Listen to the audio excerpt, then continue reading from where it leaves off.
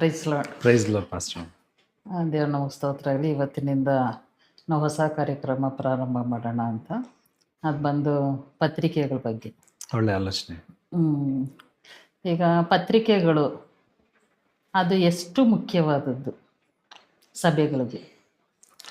ಪತ್ರಿಕೆಗಳು ಬೈಬಲ್ನಲ್ಲಿ ಬರೆಯಲಂಥ ಪತ್ರಿಕೆಗಳು ಬಹಳ ಮುಖ್ಯವಾದದ್ದು. ಯಾಕಂತಂದರೆ ಯೇಸುಸ್ವಾಮಿಯ ಕಾರ್ಯಗಳು, ಯೇಸುಸ್ವಾಮಿಯ ಬೋಧನೆಗಳು ಒಂದು ಸುವಾರ್ತೆಯ ಪುಸ್ತಕದಲ್ಲಿ ಅಡಕಾಗಿರೋದಾದರೆ, ಯೇಸುಸ್ವಾಮಿಯ ಶಿಷ್ಯಂದಿರ ನಡವಳಿಕೆಗಳು, ಸ್ವಭಾವಗಳು ಮತ್ತು ಅವಶ್ಯಕತೆಗಳು, ಯೇಸುಸ್ವಾಮಿಯ ಶಿಷ್ಯಂದರು ಹಾಗೆ ನಡೆದುಕೊಳ್ಳತಕ್ಕಂಥ ಅವಶ್ಯಕತೆ ಏನಿದ್ದಾವೆ ಮತ್ತು ಹಾಗೆ ನಡೆದುಕೊಳ್ಳದೇ ಇರುವಂಥದ್ದರ ಪರಿಣಾಮಗಳು, ಇವುಗಳನ್ನು ಇನ್ನೂ ಹೆಚ್ಚಾಗಿ ವಿಸ್ತೃತವಾಗಿ ನಾವು ಪತ್ರಿಕೆಗಳಲ್ಲಿ ನೋಡ್ತಾ ಹೋಗ್ಬೋದು. ಯಾಕೆಂತಂದರೆ ಮದುವೆಯ ವಿಷಯವನ್ನು ಉದಾಹರಣೆಗೆ ತೆಗೆದುಕೊಳ್ಳೋದಾದರೆ, ಯೇಸುಸ್ವಾಮಿ ಮದುವೆ ಮಾಡ್ಕೊಳ್ಳಿಲ್ಲ, ಹಾಗಾಗಿ ನಾವು ಮದುವೆ ಮಾಡ್ಕೊಳ್ಬೇಕಾ ಇಲ್ವಾ ಅನ್ನೋದು ಒಂದು ಪ್ರಶ್ನೆ. ಆದರೆ ಪೇತ್ರ ಹೆಂಡತಿಯನ್ನು ಹೊಂದಿದ್ದ, ಸೊ ಹಾಗಾಗಿ ಅವನು ಮದುವೆ ಮಾಡಿಕೊಳ್ಬಹುದು ಅನ್ನೋದನ್ನು ರುಜುವಾತುಪಡಿಸ್ತಾನೆ.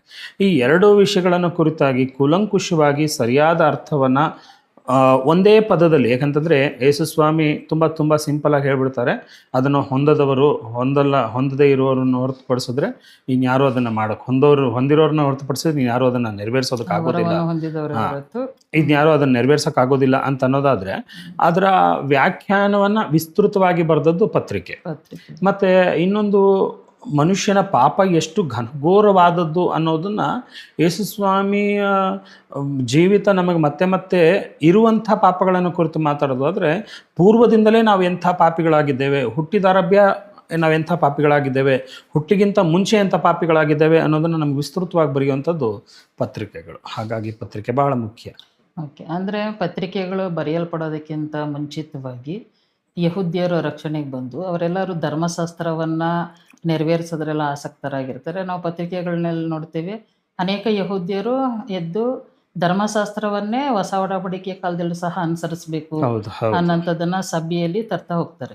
ಹಾಗಾಗಿ ಸಭೆಯನ್ನು ಕ್ರಮಪಡಿಸ್ಬೇಕು ಅಂತಂದರೆ ಪತ್ರಿಕೆಗಳ ಅವಶ್ಯಕತೆ ಬಹಳ ಅವಶ್ಯಕತೆ. ಹೌದು. ಹಾಗಾದ್ರೆ ಈಗ ಈ ಪತ್ರಿಕೆಗಳಲ್ಲಿ ಮೇಯ್ನ್ ರೋಲ್ ನಾವು ನೋಡೋಂಥದ್ದು ಪೌಲ. ಬಹುಪಾಲ್ ಪತ್ರಿಕೆಯನ್ನು ಬರೆದಿದ್ದು ಪೌಲನೇ. ಹಾಗಾದ್ರೆ ಈಗ ನಾವು ಮೊದಲನೇದಾಗಿ ಪೌಲನ ಬಗ್ಗೆ ನಾವು ನೋಡೋಣ ಅಂತ. ಹಾಗಾದ್ರೆ ಈ ಪೌಲ ರಕ್ಷಣೆಗೆ ಬರೋಕ್ಕಿಂತ ಮುಂಚೆ ಆತ ಎಲ್ಲಿದ್ದ, ಆತ ಯಾರಾಗಿದ್ದ, ಏನಾಗಿದ್ದ, ಅವನಿಗೆ ಯಾಕೆ ಅಷ್ಟು ಮತಾಭಿಮಾನಿಯಾಗಿದ್ದ ಅನ್ನೋಂಥದ್ದು. ಪೌಲ ಬೆನ್ಯಾಮಿನ್ ಕುಲಕ್ಕೆ ಸೇರಿದವನು. ಮತ್ತು ಅವನು ಗಮಲಿಯೇಲ್ ಅನ್ನುವಂಥ ಆವತ್ತಿನ ಕಾಲದ ಅತ್ಯುತ್ಕೃಷ್ಟ ಗುರುಗಳಲ್ಲಿ, ರಬ್ಬಿಗಳಲ್ಲಿ ಒಬ್ಬರಾದಂಥ ಗಮಲಿಯೇಲ್ನ ಶಿಷ್ಯ. ಜೊತೆಗೆ ಅವನಿಗೆ ತನ್ನ ಜಾತಿಯನ್ನು ಅಥವಾ ತನ್ನ ಧರ್ಮವನ್ನು ಕಂಡ್ರೆ ಬಹಳ ಹೆಮ್ಮೆ. ಅದರಲ್ಲೂ ಎಸ್ಪೆಷಲಿ ಯಹೂದ್ಯರನ್ನ ನೀವು ಲೆಕ್ಕಕ್ಕೆ ತಗೋಬಿಡೋದಾದರೆ, ಅವ್ರ ಪ್ರಕಾರ ಅವರು ಇಡೀ ಜಗತ್ತಿನ ಸರ್ವಶ್ರೇಷ್ಠ ಉತ್ಕೃಷ್ಟ ಜಾತಿಯವರು. ಹಾಗಾಗಿ ಆ ಅಭಿಮಾನ ಅನ್ನುವಂಥದ್ದು ಅವರ ಮಧ್ಯದಲ್ಲಿ ಯಾವಾಗಲೂ ಬಾಳ್ತಾ ಇತ್ತು. ಯಾಕೆಂತಂದರೆ ಅವರು ಅನ್ಯ ಜನಗಳ ಮಧ್ಯದಲ್ಲಿ ಬಾಳ್ತಾಯಿದ್ರು. ಈ ಗ್ರೀಕರು, ರೋಮನ್ರು ಏನು ಮಾಡ್ತಾಯಿದ್ರು, ಅವ್ರನ್ನ ಆಳ್ತಾ ಇದ್ದಿದ್ದರಿಂದ. ಯಾಕಂದರೆ ಮೊದಲನೇದಾಗಿ ಬಾಬೇಲಿನ ನಂತರ ಪಾರ್ಸಿಯರ ನಂತರ ಗ್ರೀಕರ ನಂತರ ಇವರು ಯಾರು ರೋಮನ್ರು, ಹೀಗೆ ಆಳ್ವಿಕೆ ಮಾಡ್ತಾ ಇರಬೇಕಾದ್ರೆ ಏನಾಗ್ತಿತ್ತು, ಸಂಸ್ಕೃತಿ ಯಾವಾಗಲೂ ಕ್ಲಾಶ್ ಆಗ್ತಾನೆ ಇರ್ತಿತ್ತು. ಯಾಕಂತಂದರೆ ಅಕೋಶರಗಳನ್ನು ಈ ಗ್ರೀಕರು ಹೆಚ್ಚು ಲೆಕ್ಕಕ್ಕೆ ತಗೊಳ್ತಾ ಇರಲಿಲ್ಲ. ಸೊ ಹಳೆ ಒಡಂಬಡಿಕೆಯ ಕಾಲದ ಅತಿ ಹೆಚ್ಚು ಧರ್ಮಶಾಸ್ತ್ರದ ಆಜ್ಞೆಗಳನ್ನು ಬಾಬೇಲಿನ ಶಾಸನಗಳು ಹೋಲ್ತಾ ಇದ್ರೂ ಕೂಡ ಅವ್ರಿಗೆ ಸ್ವಬಲನೇ, ಯಾಕಂತಂದರೆ ಆದರೆ ಸ್ವಬಲನೇ ದೇವರು ಅನ್ನುವಂಥ ಪಾಪಕ್ಕೊಳಗಾಗಿದ್ರು ಅನ್ನೋದನ್ನು ಹಬಕ್ಕೂಕನ್ ಬರೆದ ಪ್ರಬಂಧ ಗ್ರಂಥ ಹೇಳ್ತದೆ. ಅಂಥದ್ರಲ್ಲಿ ತಾವೇ ದೊಡ್ಡವರು ಅಂತ ಅನಿಸ್ಕೊಳ್ಳುವಂಥದ್ರ ಮಧ್ಯದಲ್ಲಿ ಯಹೂದ್ಯರು ಹೇಗೆ ಬಾಳ್ತಾ ಇದ್ರು ಅಂದರೆ ದೇವರು ದೊಡ್ಡವನು ಅಂತ ಬಾಳ್ತಾ ಇದ್ರು. ಸೊ ಹಾಗಾಗಿ ಅವ್ರಿಗೆ ಎಷ್ಟೇ ಕೀಳುಮಟ್ಟಕ್ಕೆ ಇಳಿದಿದ್ರು ಕೂಡ ಇಬ್ರಿಯರ ಕಾಲಕ್ಕೆ ಅಂತಂದರೆ ಐಗುಪ್ತ ದೇಶದಲ್ಲಿದ್ದಂಥ ಇಬ್ರಿಯರ ಸ್ಥಾನ, ಗುಲಾಮರ ಸ್ಥಾನ ಅನ್ನೋದನ್ನು ಹೊರತುಪಡಿಸಿದ್ರೆ ಕಾನಾನಿಗೆ ಬಂದ ನಂತರ ಉತ್ಕೃಷ್ಟವಾದಂಥದ್ದು ನಮ್ಮ ಜಾತಿ ಅನ್ನೋದನ್ನು ಅವ್ರ ಮನಕ್ಕೆ ಬಂದ್ಬಿಟ್ಟಿತ್ತು. ಸೊ ಹಾಗಾಗಿ ನಾವು ಸರ್ವಶ್ರೇಷ್ಠರು ಅಂತ ಇದ್ದಿದ್ದರಿಂದ ಅವನು ಯಾವಾಗಲೂ ಮತಾಭಿಮಾನಿಯಾಗಿರ್ತಿದ್ದ. ಮತ್ತು ಅವನು ಮುಂದುವರೆದು ಅವನು ಮತಾಭಿಮಾನ ಎಷ್ಟಿತ್ತು ಅಂತಂದರೆ, ತಾನು ಏನನ್ನು ಅಂದುಕೊಂಡಿದ್ದಾನೋ, ಅಂದರೆ ಇವತ್ತಿನ ಹೋಲಿಕೆಗೆ ಹೋಲಿಸೋದಾದರೆ ಅವನೊಬ್ಬ ರೈಟಿಸ್ಟ್, ಫಂಡಮೆಂಟಲಿಸ್ಟ್. ಸೊ ಮೂಲಭೂತವಾದಿಗಳು ಅಂತ ನಾವು ಹೆಂಗೆ ಕರಿತೀವಿ ಆ ಮಟ್ಟಕ್ಕೆ ತಾನು ನಂಬಿರೋದನ್ನೇ ಸತ್ಯ ಅಂತ ಹಾಗೆ ಇದ್ದಿದ್ದೇ ಒಂಥರ ಸುವಾರ್ತೆಗೆ ಒಂದು ಹೆಲ್ಪ್ಫುಲ್ ಆಯಿತು ಪತ್ರಿಕೆ ಎಲ್ಲ ಬರೆಯೋದಕ್ಕೆ. ಸೊ ಹಾಗಾಗಿ ಪೌಲ ಅಂಥ ಬ್ಯಾಕ್ಗ್ರೌಂಡಿಂದ ಬಂದವನು. ಓಕೆ, ಅಂದರೆ ಆತನು ಇಸ್ರೇಲಲ್ಲೇ ಜನಿಸಿದ್ದ? ಅವನು ಯೆರೂಸಲೇಮಿನಲ್ಲಿ ಜನಿಸಿದ ಅನ್ನುವಂಥ ಕೆಲವು ವಾದಗಳಿದ್ದಾವೆ. ಆದರೆ ಅವನು ಗ್ರೀಕರ ಮಧ್ಯದಲ್ಲಿ ಬಾಳ್ತಾ ಇದ್ದ ಅನ್ನೋದ್ರಿಂದ ಅವನು ಎಲ್ಲಿ ಎಕ್ಸಾಕ್ಟಾಗಿ ಜನಿಸ್ದ ಅನ್ನೋದು ಇವತ್ತಿಗೂ ಡಿಬೇಟ್ ಆಗಿರುವಂಥ. ಯಾಕಂತಂದರೆ ಕಿಲಿಕಿಯ ದೇಶದವನು, ತಾರ್ಸದವನು ಅಲ್ಲ, ಅವನು ವಾಸ ಮಾಡ್ತಾ ಇದ್ದಂತ. ಯಾಕಂತಂದರೆ ತಾರ್ಸ ಅನ್ನುವಂಥದ್ದು ಆವತ್ತಿನ ಕಾಲದ ಬಂದರು ಪಟ್ಟಣ ಆಗಿತ್ತು. ಆ ಬಂದರು ಪಟ್ಟಣ ಆಗಿದ್ದರಿಂದ ಕೆಲವರು ಹೇಳ್ತಾರೆ ಅವನು ಒಂದು ಹಡಗಿನ ಯಜಮಾನನಾಗಿದ್ದ ಅಂತ ಹೇಳ್ತಾರೆ, ಅಥವಾ ಇನ್ನು ಕೆಲವರು ಆವಾಗ್ಲಿಂದನೂ ಅವ್ನು ಟೆಂಟ್ ಕೆಲಸನೇ ಬರ್ತಾ ಇದ್ದ ಅಂತ ಹೇಳ್ತಾರೆ. ಇನ್ನು ಕೆಲವರು ಅಕ್ವಿಲಾ ಪ್ರಿಸ್ಕಿಲಾ ಜೊತೆ ನಂತರ ಸೇರಿದ ನಂತರ ಅವ್ನು ಟೆಂಟ್ ಕೆಲಸ ಕಲ್ತ ಅನ್ನೋದು ಅವನು ನೋಡ್ತಾ ಹೋಗ್ತಾರೆ. ಸೊ ಹಾಗಾಗಿ ಅವನು ವಾಸ ಇದ್ದಿದ್ದ ಪಟ್ಟಣ ತಾರ್ಸ ಆಗಿತ್ತೆ ಹೊರತು ಅವನು ಹುಟ್ಟಿದ್ದು ಇಲ್ಲೇ ಅನ್ನೋದು ಇನ್ನೂ ಕೂಡ ಡಿಬೇಟಿಗೆ ಒಳಪಟ್ಟಿರುವಂಥ ಸಂಗತಿ. ನಾವು ಕೆಲವುದರಲ್ಲಿ ಓದಿದ್ದು ಅದು ಟರ್ಕಿ ಕಡೆಯವನು ಎಂಬುದಾಗಿ, ಸಿರಿಯಾದ ಭಾಗದಲ್ಲಿ ಇದ್ದವನು ಅನ್ನೋದು ಅನೇಕರ ಬಹುಪಾಲು ಜನರ ವಾದ. ಅದು ಸತ್ಯ ಕೂಡ ಹೌದು. ಆದರೆ ನಾವು ಯಾವುದನ್ನು ಕನ್ಕ್ಲೂಡ್ ಮಾಡೋದು, ಯಾಕಂತಂದರೆ ಯಾವುದಕ್ಕೆ ಆಧಾರ ಇಲ್ವೋ ಅದು ನಾವು ಕನ್ಕ್ಲೂಡ್ ಮಾಡೋದು ತಪ್ಪಾಗತ್ತೇನೋ ಅನ್ನೋದು ನನ್ನ ಅಭಿಪ್ರಾಯ. ಯಾಕಂತಂದರೆ ಅವನ ತಂದೆ ತಾಯಿಗಳು ಮತಾಭಿಮಾನಿಗಳೇ ಆಗಿದ್ದರಿಂದ, ಅವನು ಹುಟ್ಟಿದ್ರಿಂದಾನೇ ಅಂಥದ್ರಿಂದ ಬಂದಿದ್ದರಿಂದ ಅವನು 8ನೇ ದಿವಸಕ್ಕೆ ಏನು ಮಾಡಿಸ್ಕೋಬೇಕಾಗಿತ್ತು? ಸುನ್ನತಿ ಮಾಡಿಸ್ಬೇಕಾಗಿತ್ತು. ಎಲ್ಲಿಗೆ ಹೋಗ್ಬೇಕಾಗಿತ್ತು? ದೇವಾಲಯಕ್ಕೆ ಹೋಗಬೇಕಾಗಿತ್ತು. ಸೊ ಹಾಗಾಗಿ ಅಲ್ಲಿ ಸುತ್ತಮುತ್ತಲೇ ಅವನು ಹುಟ್ಟಿದ ಅನ್ನೋದು ಒಂದು ವಾದ.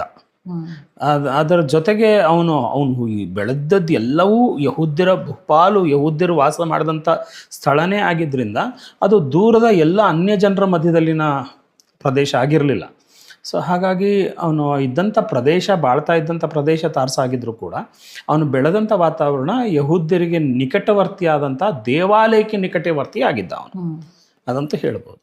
ಇಷ್ಟು ಮತಾಭಿಮಾನಿಯಾಗಿದ್ದಂಥ ಪೌಲ ಮುಂದಿನ ದಿನಮಾನಗಳಲ್ಲಿ ಬರ್ತಾ ಆತನು ಕ್ರೈಸ್ತ ಸಭೆಯ ಹಿಂಸಕನಾಗಿ ಬದಲಾಗ್ತಾನೆ.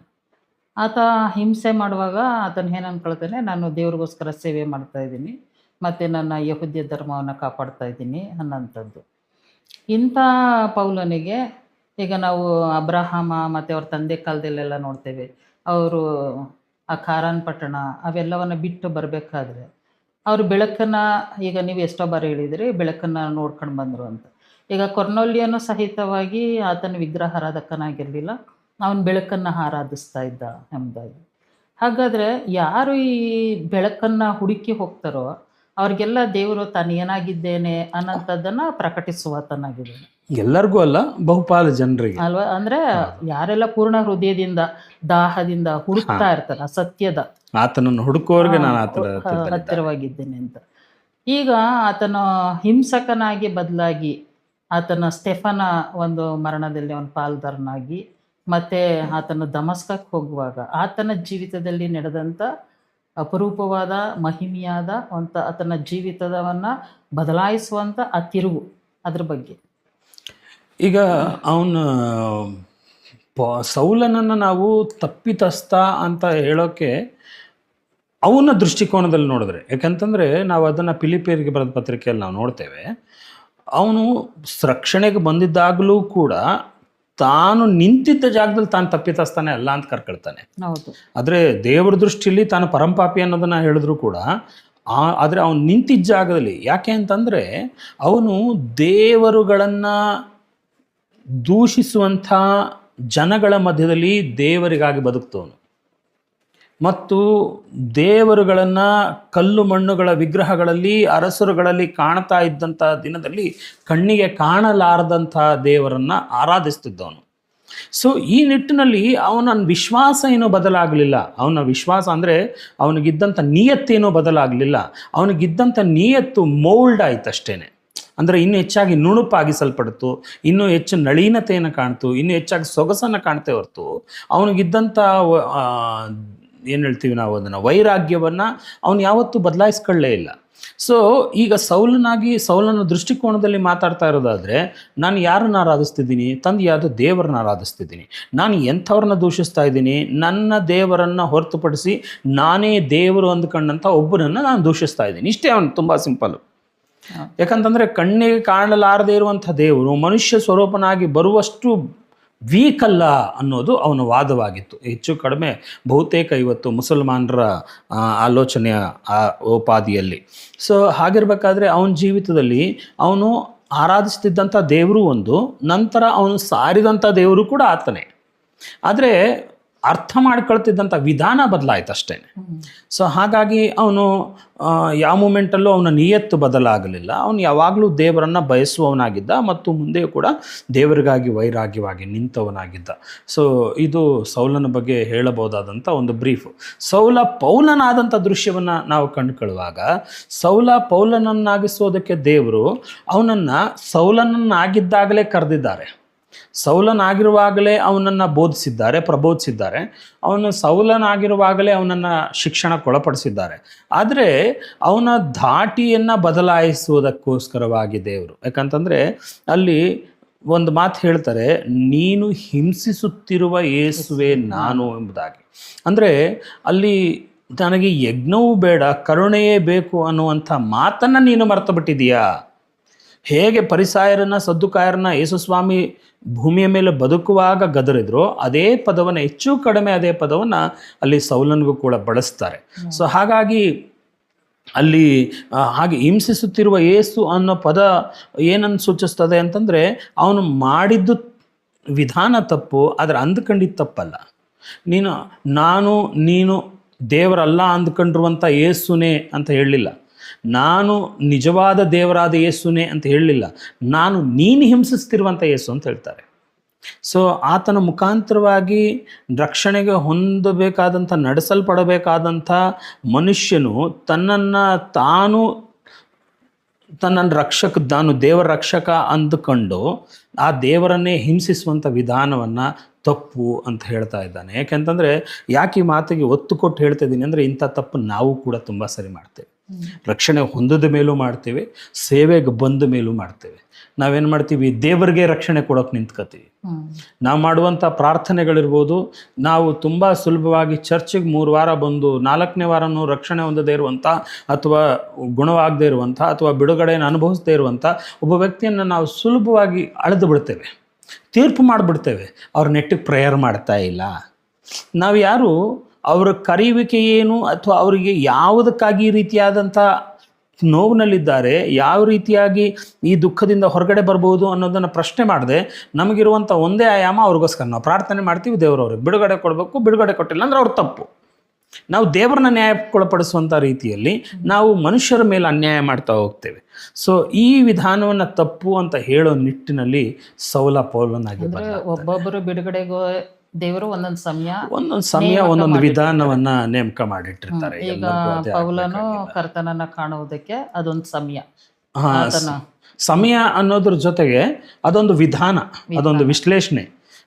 ಹಾಗೆ ನೀವು ಎಲ್ಲರನ್ನೂ ಎಲ್ಲ ರೀತಿಯಲ್ಲೂ ಅಳೆದು ಬಿಡೋಕ್ಕಾಗಲ್ಲ, ಎಲ್ಲರನ್ನೂ ಎಲ್ಲ ರೀತಿಯಲ್ಲೂ ಕರ್ಕೊಂಡ್ಬಿಡೋಕ್ಕಾಗಲ್ಲ ಅನ್ನೋದಕ್ಕೆ ಒಂದು ವಿಶೇಷವಾದಂಥ ವಿಧಾನ ಅದು. ಅದೀಗ ಪೇತ್ರನನ್ನ ಯೇಸುಸ್ವಾಮಿ ಕರಿಬೇಕಾದ್ರೆ ಅವನು ಬರಿದಾದಂಥ ದೋಣಿಯಲ್ಲಿದ್ದ, ಖಾಲಿಯಾಗಿರೋಂಥ ಬಲೆನ ಆತನು ತೊಳಿತಾ ಇದ್ದ. ಅವಾಗ ಯೇಸುಸ್ವಾಮಿ ಅವನ ಜೀವಿತದಲ್ಲಿ ಪ್ರವೇಶ ಮಾಡ್ತಾರೆ. ಫುಲ್ ಟೈಮ್ ಮಿನಿಸ್ಟ್ರಿ ಕರೆಯುವಾಗ ಅಲ್ವಾ? Full time. ಹೌದು. ಈಗ ಪೌಲನ ಜೀವಿತದಲ್ಲಿ ಅವನು ಕುದುರೆ ಹೇರಿ ದಮಸ್ಕಕ್ಕೆ ಹೋಗ್ತಾ ಇದ್ದಾನೆ. ಆತನು ಅಲ್ಲಿರೋಂಥ ಕ್ರೈಸ್ತ ಭಕ್ತರನ್ನು ಹಿಂಸೆ ಪಡಿಸ್ಬೇಕು ಅಂತ. ಅಲ್ಲಿ ಕರ್ತನು ರಕ್ಷಣೆಯ ಮಾರ್ಗದಲ್ಲಿ ಆತನನ್ನು ನಡೆಸ್ತಾ ಇದ್ದಾರೆ. ಈ ರಕ್ಷಣೆ ಮಾರ್ಗದಲ್ಲಿ ನಡೆಸುವಾಗ ನೀವು ಆವಾಗಲೇ ಹೇಳಿದ್ರಿ, ನೀನು ಹಿಂಸೆ ಪಡಿಸುವ ಯೇಸುವೆ ನಾನು ಅಂತ ಅಪೊಸ್ತಲರ ಕೃತ್ಯದಲ್ಲಿ ನಾವು ನೋಡ್ತೀವಿ.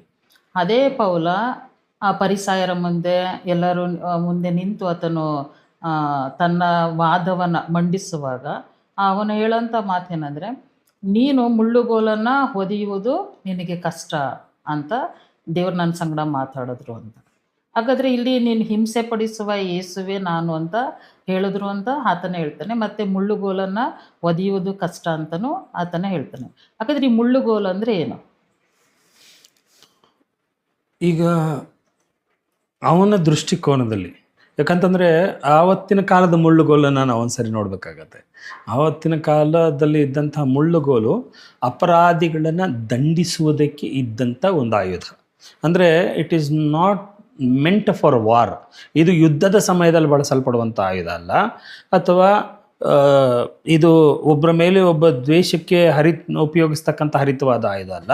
ಅಪರಾಧಿಗಳನ್ನು ದಂಡಿಸುವುದಕ್ಕಿದ್ದಂಥ ಆಯುಧ, ಅಪರಾಧಿಗಳನ್ನು ದಂಡಿಸುವುದಕ್ಕಿದ್ದಂಥ ಆಯುಧ ಆಗಿರೋದ್ರಿಂದ ಸೊ ತಪ್ಪಿಗೆ ಶಿಕ್ಷೆಗೆ ಒಳಪಡಿಸುವಂಥ, ನ್ಯಾಯ ತೀರ್ಪಿನ ಮುಖಾಂತರವಾಗಿ ಶಿಕ್ಷೆಗೆ ಒಳಪಡಿಸುವಂಥ ಒಂದು ವಿಧಾನ.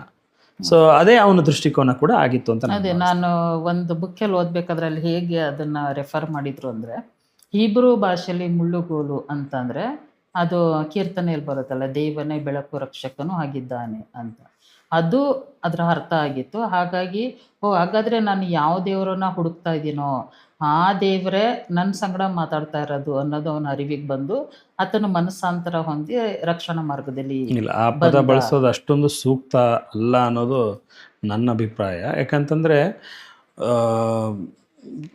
V should not fix our messages into the wind.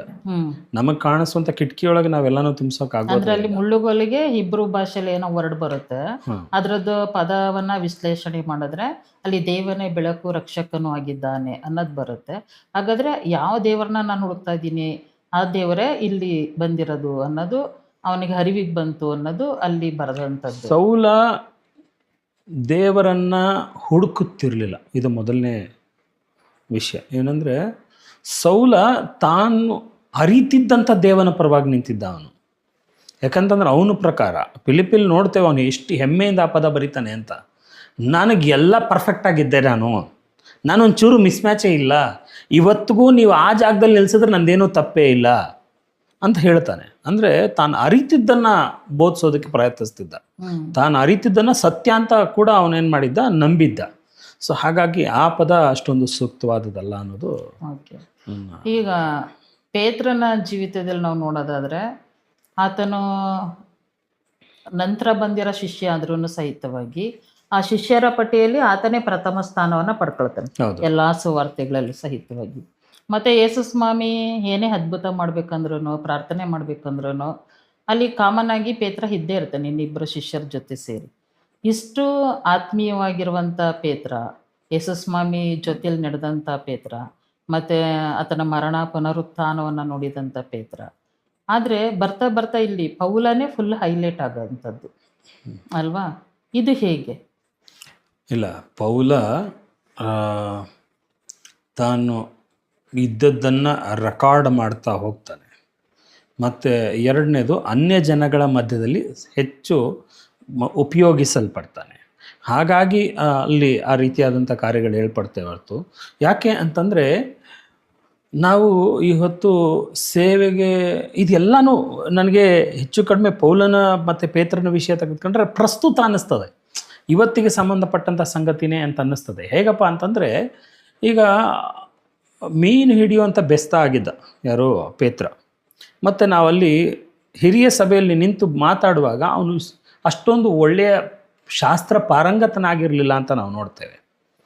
ಆದರೆ ಅನ್ಯ ಜನಗಳ ಮಧ್ಯದಲ್ಲಿ ಉಪಯೋಗಿಸಲ್ಪಟ್ಟಂಥ ಅಪೋಲೋಸ್ ಇರಬಹುದು, ಅನ್ಯ ಜನಗಳ ಮಧ್ಯದಲ್ಲಿ ಉಪಯೋಗಿಸಲ್ಪಟ್ಟಂಥ ಪೌಲ ಇರಬಹುದು. ಇವರಿಬ್ಬರು ಶಾಸ್ತ್ರ ಪಾರಂಗತರಾಗಿದ್ದರು. ಸೊ ಒಂದು ಒಳ್ಳೆಯ ಸೌಂಡ್ ಸಿದ್ಧಾಂತದ ಮೇಲೆ, ಸೌಂಡ್ ಡಾಕ್ಟ್ರೈನ್ ಮೇಲೆ ಅವ್ರೇನು ಮಾಡ್ತಿದ್ದಾರೆ, ಆ ದೇವರ ವಾಕ್ಯವನ್ನು ಏನು ಮಾಡ್ತಿದ್ದಾರೆ, ಪ್ರಸರಿಸ್ತಾ ಇದ್ದಾರೆ. ಸೊ ಹಾಗಾಗಿ ದೇವರವ್ರನ್ನ ಇದಕ್ಕೋಸ್ಕರನೇ ವಿಶೇಷವಾಗಿ ಟ್ರೈನ್ ಮಾಡಿದರು. ಯಾಕಂದರೆ ಮೋಶೆಯ ಧರ್ಮಶಾಸ್ತ್ರವನ್ನು ಅರ್ಥ ಮಾಡಿಕೊಂಡು ಯಥಾವತ್ತಾಗಿ ಇಂಪ್ಲಿಮೆಂಟ್ ಮಾಡೋದು.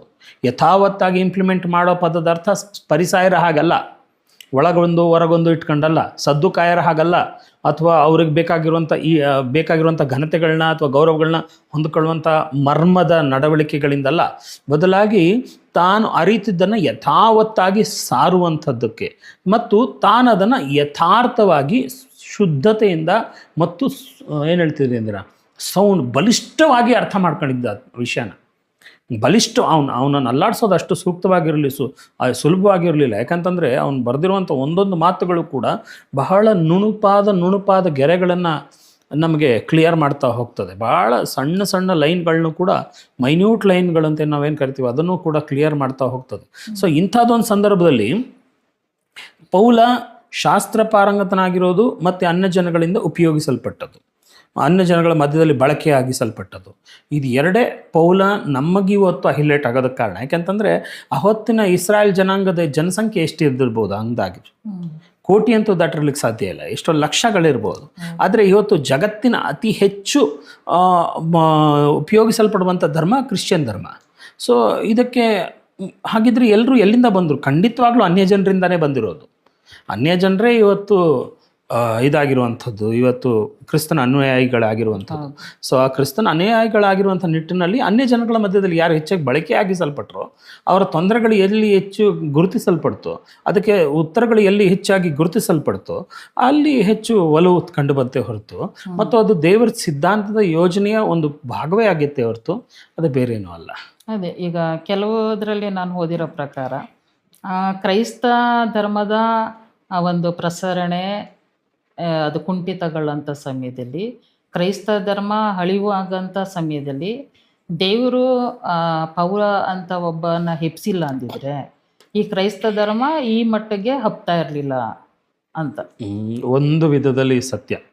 ಒಂದು ವಿಧದಲ್ಲಿ ಪೌಲ ಅತಿ ಹೆಚ್ಚು ಜನರಿಗೆ ಸುವಾರ್ತೆ ಸಾರಿದವನು ಅಂತ. ಆದರೆ ಉಪಯೋಗಿಸಲ್ಪಟ್ಟಂಥ ನಡವಳಿಕೆಯಲ್ಲಿ ತೋರಿಸಲ್ಪಟ್ಟಂಥ ಯಾವ ಶಿಷ್ಯಂದರು ಕೂಡ ಕಡಿಮೆ ಏನಾಗಿರಲಿಲ್ಲ.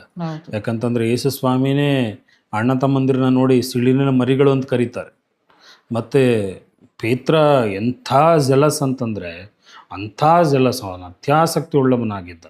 ಸೊ ಹಾಗಾಗಿ ಅದು ಒಂದು ಅರ್ಥದಲ್ಲಿ ಸತ್ಯ, ಅಂದರೆ ಅನ್ಯ ಜನಗಳ ಮಧ್ಯದಲ್ಲಿ ಹೆಚ್ಚಾಗಿ ಉಪಯೋಗಿಸಲ್ಪಟ್ಟದ್ದು. ಯಾಕಂತಂದರೆ ಸಮಸ್ಯೆ ಇಷ್ಟೇ ಆಗಿದ್ದು ನನ್ನ ಪ್ರಕಾರ ಶಿಷ್ಯಂದರು ಹೆಚ್ಚಾಗಿ ಯಹೂದ್ಯರ ಮಧ್ಯದಲ್ಲೇ ಬಳಕೆ ಆಗ್ತಾ ಇದ್ದಿದ್ದರಿಂದ ಅನ್ಯ ಜನಗಳ ಸಮಸ್ಯೆ ಅವ್ರಿಗೆ ಹೆಚ್ಚು ಅರ್ಥ ಆಗ್ತಾ ಇರಲಿಲ್ಲ. ಅನ್ಯ ಜನಗಳ ಸಮಸ್ಯೆ ಹೆಚ್ಚು ಅರ್ಥ ಆಗದೇ ಇರೋ ನಿಮಿತ್ತವಾಗಿಯೇ ಅವತ್ತೇನಾಗ್ತದೆ, ಊಟಕ್ಕೆ ಕೂತಾಗ ಯಹೂದ್ಯರನ್ನ ಮೆಚ್ಚೋದಕ್ಕೆ ನಿಂತ್ಕೊಬಿಡ್ತಾನೆ ಪೇತ್ರ. ಸೊ ಇಲ್ಲಿದ್ದಿದ್ರು ಅದೇನಾಗ್ತಿತ್ತು, ಯಹೂದ್ಯರ ಮೇಲೆ ಹೆಚ್ಚು ಗಮನ ಕೇಂದ್ರೀಕೃತ ಆಗ್ತಾ ಇತ್ತು. ಸೊ ಹಾಗಾಗಿ ಅನ್ಯ ಜನಗಳ ಮಧ್ಯದಲ್ಲಿ ಯಥಾವತ್ತಾಗಿ ಕಾರ್ಯನಿರ್ವಹಿಸೋದಕ್ಕೆ ಪೌಲ ಉಪಯೋಗಿಸಲ್ಪಡಬೇಕಾಗಿದ್ದು ಬಹಳ ಮುಖ್ಯವಾದದ್ದು. ಈಗ ಪೇತ್ರನ ವಿಷಯಕ್ಕೆ ನಾವು ಬರೋದಾದರೆ, ಆತನ ಕೊರ್ನೇಲಿಯನಿಗೆ ಸುವಾರ್ತೆಯನ್ನು ಸಾರಬೇಕು, ರಕ್ಷಣಾ ಮಾರ್ಗದಲ್ಲಿ ತರಬೇಕು. ಆ ಸಮಯದಲ್ಲಿ ದೇವರು ಆತನಿಗೆ ಒಂದು ದರ್ಶನ ಕೊಟ್ಟು, ನಾನು ಶುದ್ಧ ಅಂದದನ್ನು ನೀನು ಅಶುದ್ಧ ಅನ್ಬೇಡ ಅಂತ. ಆಗ ಆತನು ನಾನು ಹೊಲೆ ಮಾಡಲ್ಲ ಸ್ವಾಮಿ ಅಂತೆಲ್ಲ ಅಂದಾಗ ಅದು ಜೋಳಿಗೆಲ್ಲ ಮೇಲೋಯ್ತು ಅನ್ನೋಂಥದ್ದು. ಇದು ಅನ್ಯ ಜನರಿಗೆ ಸುವಾರ್ತೆ ಸಾರಬೇಕು ನೀನು ಅಂಥದ್ದು ಸಂಗತಿ. ಈಗ ಇದರಲ್ಲಿ ಪೌಲ 3 ಬಾರಿ ಆತನು ನಾನು 3 ಬಾರಿ ನನ್ನ ಹೊಲೆಯನ್ನು ಅಶುದ್ಧವಾದದನ್ನು ಮುಟ್ಲಾರೆ ಅಂತ ಹೇಳಿದ ನಿಮಿತ್ತ ಆತನ ಕರೆಯುವಿಕೆ ಪೌಲನ ಮೇಲೆ ಹೋಯ್ತು ಅಂತ ಹೇಳ್ತಾರೆ. ಸಾಧ್ಯನೇ ಇಲ್ಲ. ಯಾಕೆಂತಂದರೆ ತಾಯಿಯ ಗರ್ಭದಲ್ಲಿರುವಾಗಲೇ ಹೆಚ್ಚು ಕಡಿಮೆ ಪೌಲನಿಗೂ ಮತ್ತು ಪೇತ್ರನಿಗೂ ಅಂಥ ಏನು 100 ವರ್ಷದ ಗ್ಯಾಪ್ ಏನಿರಲಿಲ್ಲ, ಅಥವಾ 10-20 ಮ್ಯಾಕ್ಸಿಮಮ್ ಒಂದು 20-25 ವರ್ಷದ ಗ್ಯಾಪು ಕೂಡ ಇರಲಿಲ್ಲ ಅಂತ ನಾನು ಭಾವಿಸ್ತೇನೆ, ಹೆಚ್ಚು ಕಡಿಮೆ. ಯಾಕಂತಂದರೆ ಸ್ಟೆಫನನ ಸಾವನಲ್ಲಿ ಇವನು ಕೂಡ ಒಬ್ಬ ಯುವಕ, ಸೌಲ ಕೂಡ ಒಬ್ಬ ಯುವಕ ಆಗಿದ್ದ. ಸೊ ಹಾಗಾಗಿ ತಾಯಿಯ ಗರ್ಭದಲ್ಲಿದ್ದಾಗಲೇ ಪ್ರತಿಯೊಬ್ಬೊಬ್ಬರನ್ನ ಕರೆದಿರುವಂಥ ದೇವರು, ತಾಯಿಯ ಗರ್ಭದಲ್ಲಿದ್ದಾಗಲೇ ನನ್ನ ಪ್ರತಿದಿನದ ಯೋಜನೆಗಳನ್ನು ಹಾಕಿರುವಂಥ ದೇವರು, ಹುಟ್ಟಿದ ನಂತರ ಕಿತ್ತು ಬೇರೊಬ್ಬರಿಗೆ ಕೊಡುವಂಥ ಅವಶ್ಯಕತೆ ಇರಲಿಲ್ಲ. ಯಾಕಂತಂದರೆ ನಮ್ಮ ಕಣ್ಣಿಗೆ ಹಾಗೆ ಕಾಣಿಸೋದ್ರು ಕೂಡ, ಯಾಕಂತಂದರೆ ನಾವು ಸೌಲ ಮತ್ತು ದಾವೀದನ ವಿಷಯದಲ್ಲಿ ನಾವು ನೋಡ್ಕೊಳ್ಳೋದಾದರೆ, ಸೌಲನನ್ನು ದೇವರು ತಳ್ಳಿಬಿಟ್ಟನು ಅನ್ನೋ ಪದದರ್ಥ ತಾನು ತಪ್ಪು ಮಾಡಿದ್ರಿಂದ ತಳೆದನು ಅಂತಲ್ಲ, ಅಲ್ಲಿ ಬಹಳ ಮುಖ್ಯವಾಗಿ ಒಂದು ಯೋಜನೆ ಆಗಬೇಕಾಗಿತ್ತು. ಈಗ ಉದಾಹರಣೆಗೆ ದಾವೀದ ಸೌಲನ ಸಿಂಹಾಸನದ ಮೇಲೆ ಕೂತ್ಕೊಳ್ಬೇಕಾಗಿತ್ತು. ಇದು ಯಾವತ್ತಿನ ಯೋಜನೆ? ಇದು ಸೃಷ್ಟಿಗೆ ಮೊದಲೇ ಯೋಜನೆ. ಸೊ ಹಾಗಾಗಿ ದೇವರು ಸೌಲನನ್ನು ತಳ್ಳಿಬಿಟ್ಟನು, ದಾವೀದನನ್ನು ಕೈ ಹಿಡಿದನು. ಇದೇ ಮಾತನ್ನು ನಾವು ಇಬ್ರಿಯರಿಗೆ ನಾವು ಪತ್ರಿಕೆಯಲ್ಲಿ ನೋಡ್ತೇವೆ. ದೇವದೂತರನ್ನ ತಳ್ಳಿಬಿಟ್ಟನು, ಮನುಷ್ಯರನ್ನ ಕೈ ಹಿಡಿದನು. ಸೊ ಇದೆಲ್ಲ ಅನಾದಿ ಕಾಲದ ಸಂಕಲ್ಪನೆ ಹೊರತು ಏನನ್ನೋ ಮಾಡಿದ್ರಿಂದ ತಳ್ಳಿಬಿಡ್ಲಿಲ್ಲ. ತಳ್ಳಬೇಕಾದಂಥ ಪರಿಸ್ಥಿತಿಗೆ ಅವರೇ ತಳ್ಳಿಬಿಟ್ರು. ದೇವರೇ ಅವರನ್ನು ನಡೆಸದನೇ ಹೊರತು ಪ್ರತಿಯೊಂದನ್ನು ತಕ್ಕ ಉದ್ದೇಶದಿಂದ ಸೃಷ್ಟಿಸಿದ್ದಾನೆ ಅಂತ ವಾಕ್ಯ ಬರೀತದೆ. ಸೊ ಆ ಉದ್ದೇಶ ಯಾವತ್ತು ಮಾರ್ಪಾಟ ಆ ಆಗೋದು. ಥರ ಮಾರ್ಪಾಟ್ ಆಗೋದಾಗಿದ್ರೆ ಇನ್ನೂ ಲಾಂಗ್ ಏಜ್ ಗ್ಯಾಪ್ ಇರ್ತಾ ಇತ್ತೇನೋ. ಭಾಳ ದೊಡ್ಡ ಗ್ಯಾಪ್ ಇರ್ತಿತ್ತು. ಜೊತೆಗೆ ಇನ್ನೊಂದೇನು ಅಂದರೆ ಹೆಚ್ಚಾಗಿ ಕಾರ್ಯವೈಖರಿಗಳು ಬದಲಾಗ್ತಾ ಇತ್ತು. ಮತ್ತು ತಳ್ಳಲ್ಪಟ್ಟದರ ಪರಿಣಾಮ ಏನಾಗ್ತಿತ್ತು, ದೇವರ ಸಾನ್ನಿಧ್ಯದಿಂದ ತಳ್ಳಲ್ಪಡೋದು ಅಂದರೆ ಇನ್ಯಾವತ್ತೂ ಸೇವೆ ಮಾಡೋಕ್ಕಾಗ್ತಾ ಇರಲಿಲ್ಲ. ಆದರೆ ಯಾವಾಗಲೂ ಈಲ್ಡ್ ಆಗೋದನ್ನ ನಾವು ನೋಡ್ತೇವೆ. ಅದು ಪೌಲ ಗದರ್ಬಿಟ್ಟ, ಪೌಲ ಪೇತ್ರನನ್ನು ಗದರದ್ದಾಗಲೂ ಪೌಲ ಪೇತ್ರನ ನಾಯಕತ್ವದ ಅಡಿಯಲ್ಲಿದ್ದ. ಹೌದು, ಅವನು ಯೆರೂಸಲೇಮಿಗೆ ರಿಪೋರ್ಟ್ ಮಾಡ್ತಾನೆ. ಹೌದು, ಎಲ್ಲೇ ಪ್ರಯಾಣ ಮಾಡೋದು ರಿಪೋರ್ಟ್ ಬಂದು ಮಾಡ್ತಾನೆ. ಹೊರದಿ ಒಪ್ಪಿಸ್ತಾನೆ. ಸೊ ಹಾಗಾಗಿ ಅವರಿಬ್ಬರು ಯಾರನ್ನೋ ತಳ್ಳಿ, they are not competitors, they are part takers. ಈಗ ಯೇಸು ಸ್ವಾಮಿ ತನ್ನ ಸೇವೆಯ ಅವಧಿಯಲ್ಲಿ 12 ಜನ ಅಪೊಸ್ತಲರನ್ನು ಆರಿಸ್ಕೊಳ್ತಾರೆ. ಅದರಲ್ಲಿ ಇಸ್ಕರಿಯೋತ ಯೂದನು ಒಬ್ಬ ಇದ್ದ. ಆತನು ಕರ್ತನನ್ನು 30 ಬೆಳ್ಳಿ ನಾಣ್ಯಗಳಿಗೆ ಹಿಡ್ಕೊಟ್ಟು ಆತನ ಆ ಸೇವಾ ಸ್ಥಾನದಿಂದ ಭ್ರಷ್ಟನಾಗಿ ತನಗೆ ನೇಮಕ ಆಗಿರೋಂಥ ಸ್ಥಳಕ್ಕೆ ಆತನು ಸೇರ್ತಾನೆ. ಇದಾದ ಮೇಲೆ ಎಲ್ಲ ಶಿಷ್ಯರು ಸೇರಿ ನಮ್ಮಲ್ಲಿ ಹೋಗ್ತಾ ಬರ್ತಾ ಇರೋಂಥವ್ರು, ಕರ್ತನ ಸೇವೆಯನ್ನು ಚೆನ್ನಾಗಿ ಅರ್ತಿರೋಂಥವ್ರು, ಅವರು ಇಲ್ಲಿ ಅವನು ಬಿಟ್ಟಿರೋಂಥ ಸ್ಥಾನವನ್ನು ತುಂಬಬೇಕು ಅಂಥೇಳಿ ಚೀಟಿ ಹಾಕಿ ಮತ್ತಿಯನನ್ನು ಆರಿಸ್ಕೊಳ್ತಾರೆ. ಈಗ ನಾನು ಕೆಲವು ಕಡೆ ಕೇಳಲ್ಪಟ್ಟಿದ್ದೀನಿ, ಬೇರೆ ಬೇರೆ ದೊಡ್ಡ ಸೇವಕರುಗಳ ಸಂದೇಶದಲ್ಲಿ ಅವರು ಹೇಳೋದೇನಂತಂದರೆ, ಹಂಗೆ ಹಾರಿಸ್ಕೊಳ್ಳೋಂಥದ್ದು ಅದು ದೇವ್ರ ಚಿತ್ತ ಇರಲಿಲ್ಲ. ಇವರೇ ಖಾಲಿ ಸ್ಥಾನನ ಆಯ್ಕೆ ಮಾಡ್ಕೊಳ್ಳೋಕ್ಕೋಸ್ಕರವಾಗಿ, ನಾವು 11 ಜನ ಇದ್ದೀವಿ, 12 ಆಗಬೇಕು, ಅದಕ್ಕೋಸ್ಕರವಾಗಿ ನಾವು ಚೀಟಿ ಹಾಕೋಣ ಅನ್ನೋದು ಇವ್ರದ್ದು ಆಯ್ಕೆ ಆಗಿತ್ತು. ಆದರೆ ನಿಜವಾದ ಅಪೊಸ್ತಲನಾಗಿ ಬರಬೇಕಾಗಿದ್ದದ್ದು ಅದು ಪೌಲ ಆಗಿತ್ತು. ಅದಕ್ಕೆ ದೇವರು ಅಂಥ ಅಪೊಸ್ತಲರ ಉದ್ಯೋಗವನ್ನು ಪೌಲನಿಗೆ ಇಟ್ಟರು ಅಂತ. ಇದು ಸರಿನಾ ತಪ್ಪ? ಇಲ್ಲ, 12 ಮಂದಿಯಲ್ಲಿ ಪೌಲ ಸೇರಲಿಲ್ಲ ಅನ್ನೋದು ಸೇರಿಸೋದಕ್ಕೋಸ್ಕರನೇ ದೇವರು ಅವನನ್ನು ಇದು ಮಾಡಿದ್ರು ಅನ್ನೋದು ಸುಳ್ಳಾಗತ್ತೆ. ಪೌಲ ಕೂಡ ಅಪೋಸ್ತಲ. ಪೌಲ ಅಪೋಸ್ತಲ ಅಂದ್ರೇನು? ಕಳುಹಿಸಲ್ಪಟ್ಟವರು ಅಂತ. ಕಳುಹಿಸಲ್ಪಟ್ಟವರು ಯಾರೆಲ್ಲ? ಅವ್ರದ್ದು ವಾದ ಹೆಂಗೆ ಅಂತ ಅಂದರೆ, ಈಗ ಇವರೆಲ್ಲ ತುಂಬ ಅದ್ಭುತವಾದಂಥ ಸೇವೆ ಕಾರ್ಯದಲ್ಲಿ ಉಪಯೋಗ ಆದವರು. ಮತ್ತಿಯನ ಹೆಸರು ನಾವು ಅಲ್ಲಿ ಮಾತ್ರ ಕಾಣ್ತೀವಿ, ನೆಕ್ಸ್ಟ್ ನಾವು ಕಾಣೋದೇ ಇಲ್ಲ ಅದರಲ್ಲಿ, ಅಲ್ವಾ? ಅಂದರೆ ಬೈಬಲಲ್ಲಿ ಫಿಲಿಪ್ಪಿ ಹೆಣ್ಮಕ್ಳು ಉತ್ತಮವಾದ ಸೇವೆ ಮಾಡಿದವರು. ಫಿಲಿಪ್ಪಿ ಹೆಣ್ಮಕ್ಳಿದ್ರಲ್ಲ, ಫಿಲಿಪ್ಪಿ ಹೆಣ್ಮಕ್ಳು ಉತ್ತಮವಾದ ಸೇವೆ ಪ್ರವಾದಿಸ್ತಾ ಇದ್ರು. ಮತ್ತೆ ಸೊ ಹಾಗಾಗಿ ಅಲ್ಲಿ ಉನ್ನತವಾದ ಸೇವೆ, ಹೀನವಾದ ಸೇವೆ ಅಂತ ಏನೂ ಇರಲಿಲ್ಲ. ಅಲ್ಲಿ ಕರೆಯಲ್ಪಟ್ಟಂತ ಸೇವೆಯಲ್ಲಿ ನಡೆಸಲ್ಪಡ್ತಾ ಇದ್ರು ಅಷ್ಟೇ. ಸೊ ಯಾಕೆ ಆ ಇಬ್ಬರನ್ನ ಆಯ್ಕೆ 12 ಮಂದಿ ಶಿಷ್ಯ 11ರಲ್ಲಿ ಇಬ್ಬರಲ್ಲಿ ಒಬ್ಬನ ಯಾಕೆ ಆಯ್ಕೆ ಮಾಡ್ಕೊಂಡ್ರು ಅಂತಂದ್ರೆ, it's a part of numbering. ಅದೇನಂದ್ರೆ ದೇವ್ರು ಹೇಗೆ ಸೇವೆಗೆ ಹೋಗ್ಬೇಕು ಅಂತ ಅನ್ನೋದನ್ನ ಆ ಇಬ್ಬಿಬ್ರು ಜೊತೆ ಮಾಡಿ ಕಳಿಸೋದನ್ನ ಇದಾಗ್ತಾ ಇತ್ತು. ಆ ಕಳುಹಿಸಲ್ಪಡುವ ವಿಧಾನ ಇದೆಯಲ್ಲ, ಅದು ಕೈ ಮೀರಿ ಹೋಗ್ತಾ ಇತ್ತು. ಅದಕ್ಕೆ ಅಲ್ಲಿ ನಾವು ನೋಡ್ತೇವೆ ಮಾರ್ಕನ್ ಬರೆಸುವ ವಾರ್ತೆಯಲ್ಲಿ ಒಂದ್ ಕಡೆ 70 ಮಂದಿ ಅಂತ ಬರೆದು ಕೆಳಗಡೆ ಫುಟ್ ನೋಟ್ ಅಲ್ಲಿ 72 ಮಂದಿ ಅಂತ ಫುಟ್ ನೋಟ್ ಅಲ್ಲಿ ಇರೋದನ್ನ ನಾವು ನೋಡ್ತೇವೆ. ಯಾಕಂದ್ರೆ ಫುಟ್ ನೋಟ್ ಅಲ್ಲಿ ಇದೆ ಅಂತಂದ್ರೆ ಅವನಿಂದ ಕರೆಯಲ್ಪಟ್ಟಂತ ಇಬ್ರು. ಸೊ ಹೀಗೆ ಅದು ಕೈ ಬಿಡಲ್ಪಡಬಾರ್ದು, ಆ ಸಂತತಿ ಕೈ ಬಿಡಲ್ಪಡಬಾರ್ದು. ಆ ವಿಧಾನ, ಆ ದೇವ್ರೇನ್ ಇಬ್ಬಿಬ್ಬರನ್ನ ಜೊತೆ ಮಾಡಿ ಸೇವೆ ಕಳ್ಸಿದ್ರಲ್ಲ, ಆ ಸ್ಟ್ರಾಟಜಿ ಕೈ ಬಿಡಲ್ಪಡಬಾರ್ದು ಅನ್ನೋದಕ್ಕೋಸ್ಕರ ಆಯ್ಕೆ ಮಾಡ್ಕೊಂಡಂತ ವಿಧಾನ ಅದು. ಸೊ ಅದು ಬಿಟ್ರೆ ತಪ್ಪು, ಅಪರಾಧ, ದೇವ್ರ ಚಿತ್ತ ಇಲ್ಲ, ಆ ಥರ ಎಲ್ಲ ಅಲ್ಲ. ಓಕೆ, ಇವಾಗ ಮೋಶೆ ಕಾಲದಲ್ಲಿ ನಾವು ನೋಡೋದಾದರೆ, ಮೋಶೆ ಐಗುಪ್ತ ದೇಶದಲ್ಲಿದ್ದಾಗ ಆತನು ಮಾತಿನಲ್ಲಿ ಸಮರ್ಥನಾಗಿದ್ದ, ಶಾಸ್ತ್ರಗಳಲ್ಲಿ ನಿಪುಣನಾಗಿದ್ದ, ವಾಕ್ಚಾತುರ್ಯವಾಗಿದ್ದರೂ ಸಹಿತವಾಗಿ ದೇವರು ಆತನನ್ನು ಅಲ್ಲಿ ಆತನು ಒಂದು ಕೊಲೆಯನ್ನು ಮಾಡ್ತಾನೆ. ಅದರ ನಂತರ ಮಿದ್ಯಾನ್ ದೇಶಕ್ಕೆ ಓಡೋಗ್ತಾನೆ. ಅಲ್ಲಿ 40 ವರ್ಷಗಳ ಕಾಲ ಅರಣ್ಯದಲ್ಲಿ ಆತನು ಕುರಿ ಮೇಯಿಸಂತ ಕೆಲಸ ಇದ್ದಾಗ, ಈಗ 40 ವರ್ಷ ಆದಮೇಲೆ ದೇವರ ಆತನನ್ನು ಕರೆಯುವಾಗ ಆತ ಹೇಳ್ತಾನೆ, ನಾನು ಮಂದನಾಲಿಗೆಯವನು ಅಂತ. ಅಂದರೆ ಈತನಿಗಿರಂಥ ಎಲ್ಲ ವಾಕ್ಚಾತುರ್ಯ, ಶಾಸ್ತ್ರ ಪಾರಂಗತ, ಆ ಸ್ವಬಲ, ಆ ಜ್ಞಾನ, ಆ ದುಡುಕುತನ ಅದೆಲ್ಲ ಮುರಿದಾಕೋಸ್ಕರನೇ ದೇವ್ರ ಆತನನ್ನು 40 ವರ್ಷ ಅರಣ್ಯದಲ್ಲಿ ಆತನನ್ನು ಟ್ರೈನ್ ಅಪ್ ಮಾಡಿದ್ರು ಅಂತ. ಅಂದರೆ ಅವನಲ್ಲಿ ಇನ್ನು ಮುಂದೆ ಯಾವುದೇ ಆಕ್ರೋಶ ಬರಬಾರ್ದು, ಇನ್ನು ಇಸ್ರೇಲ್ರನ್ನ ನಡೆಸ್ಕೊಂಡು ಹೋಗ್ಬೇಕಂತ. ಈಗ ಇದಕ್ಕೆ ಹೋಲಿಕೆಯಾಗಿ ಪೌಲನ ಜೀವಿತದಲ್ಲಿ ಆತನು ಧರ್ಮಶಾಸ್ತ್ರವನ್ನು ಚೆನ್ನಾಗಿ ಅರ್ತಿರುವಂಥವನು, ಶಾಸ್ತ್ರವಚನಗಳನ್ನು ಚೆನ್ನಾಗಿ ತಿಳಿದಿರೋಂಥವನು. ಎಂಥ ಪರಿಸಾಯರ ಮುಂದೆ ನಿಲ್ಲಿಸಿದ್ರೂ ಆತನು ವಾದ ಮಾಡಿ ಗೆಲ್ಲಂಥ ಮನಸ್ಥಿತಿ ಇರೋಂಥವನು. ದೇವರು ಅಂಥ ಶಾಸ್ತ್ರ ಪಾರಂಗತನಾಗಿರುವಂಥ, ಧರ್ಮಶಾಸ್ತ್ರದಲ್ಲಿ ಅಭಿಮಾನಿಯಾಗಿರುವಂಥ ಪೌಲನನ್ನು ಯಹೂದ್ಯರನ್ನ ಹೊರತಾಗಿ ಅನ್ಯ ಜನರ ಕಡೆ ಉಪಯೋಗಿಸೋದು ಯಾಕೆ ಅಂತಂದರೆ, ಬಹಳ ಮುಖ್ಯವಾಗಿ ಅಲ್ಲಿ ಒಂದು ಸರಿಯಾದ ಸಿದ್ಧಾಂತ ಉಪಯೋಗಿಸಲ್ಪಡಬೇಕಾಗಿತ್ತು. ನಾವು ಯಾರೂ ದಾರಿ ತಪ್ಪಿ ಬಂದವರಲ್ಲ. ಪೌಲ ಅದಕ್ಕೆ ಬರೀತಾನೆ, ನಾವು ಮೇರೆ ತಪ್ಪಿ ನಡೆಯುವವರಲ್ಲ, ನಾವು ಅತಿಕ್ರಮ ಮಾಡುವವರಲ್ಲ. ಅಂದರೆ ಮತ್ತೆ ಅದಕ್ಕೆ ಕೋಟ್ ಮಾಡಿ ನಾನೇನು ಹೇಳ್ತೀನಿ ಅಂದರೆ, ಮತ್ತಾಯನ ಬರೆಸುವಾರ್ತೆ 5ನೇ ಅಧ್ಯಾಯದಲ್ಲಿ ವಾಕ್ಯ ಬರೀತದೆ, ಯೇಸುಸ್ವಾಮಿ ಹೇಳ್ತಾರೆ, ನಾನು ಧರ್ಮಶಾಸ್ತ್ರವನ್ನು ಹಾಕುವುದಕ್ಕೆ ಬಂದವನಲ್ಲ, ಬದಲಾಗಿ ಅದನ್ನು ನೆರವೇರಿಸುವುದಕ್ಕೆ ಬಂದವನು ಅಂತ. ಈಗ ಧರ್ಮಶಾಸ್ತ್ರ ನೆರವೇರಬೇಕು, ಆದರೆ ದೇವರ ಚಿತ್ತಕ್ಕನುಸಾರವಾಗಿ ನೆರವೇರಬೇಕು. ಹಾಗಾಗಿನೇ ಧರ್ಮಶಾಸ್ತ್ರವನ್ನ ಸೌಲನಾಗಿದ್ದಾಗ ನೆರವೇರಿಸ್ತಾ ಇದ್ದ, ಅದನ್ನ ದೇವರ ಚಿತ್ತದಂತೆ ಪೌಲನಾದಾಗ ನೆರವೇರಿಸ್ತಾ ಹೋದ. ಮಾಡ್ತಾ ಇದ್ದ ಕೆಲಸ ಅದೇ, ಮೌಲ್ಡ್ ಆದಂಥ ವಿಧಾನ ಬೇರೆ ಅಷ್ಟೇನೆ. ಸೊ ಹಾಗಿರ್ಬೇಕಾದ್ರೆ ಅಲ್ಲಿ ನೀವು ಏನನ್ನೂ ಕಲಿಯದೇ ಇರುವಂಥ ಒಬ್ಬ ಜನರ ಮಧ್ಯದಲ್ಲಿ ಹೋದಾಗ, ಉದಾಹರಣೆಗೆ ಈಗ ಉತ್ಕೃಷ್ಟವಾದಂಥ ಜಾತಿಗಳ ಮಧ್ಯದಲ್ಲಿ ನೀವು ಹೋಗ್ತೀರಾ. ಈಗ ನಾವು ಅದನ್ನು ನೋಡ್ತೇವೆ ಇವತ್ತು. ರೋಮನ್ ಕ್ಯಾಥೋಲಿಕ್ ಮತ್ತು ಸಿರಿಯನ್ ಆರ್ಥೋಡಾಕ್ಸ್ ಚರ್ಚಲ್ಲಿ ನಾವೇನು ನೋಡ್ತೇವೆ, ಅಲ್ಲಿ ಕೆಲವು ಸರ್ತಿ ಧೂಪವನ್ನು ಸಮರ್ಪಿಸುವಂಥ ವಿಧಾನ ಇದೆ. ಈ ಧೂಪವನ್ನು ಸಮರ್ಪಿಸುವಂಥ ವಿಧಾನವನ್ನು ಮುಂದೆ ಬಂದು ಪ್ರೊಟೆಸ್ಟೆಂಟ್ ಚರ್ಚ್ಗಳು ಅದನ್ನು ಅಂಗೀಕರಿಸೋದಿಲ್ಲ. ಸೊ ಹೀಗಿರ್ಬೇಕಾದ್ರೆ ಇದನ್ನ ಸರಿ ಅಥವಾ ತಪ್ಪು ಅನ್ನೋದನ್ನು ಯಾವ ಆಧಾರದ ಮೇಲೆ ಯಾರು ಹೇಳ್ತಾರೆ? ಅಲ್ಲೊಬ್ಬ ಪೌಲ ಬೇಕಾಗಿದ್ದ, ಇದು ಸರಿ ಇದು ತಪ್ಪು. ಅಲ್ಲಿ ಹೇಳ್ತಾರಲ್ಲ, ಕುತ್ತಿಗೆ ಹಿಸುಕದನ್ನು ತಿನ್ನಬಾರ್ದು. ಇದು ಎರಡೇ ಅಲ್ಲಿ ಬರೆಯಲ್ಪಟ್ಟಂಥ ಶಾಸನಗಳು.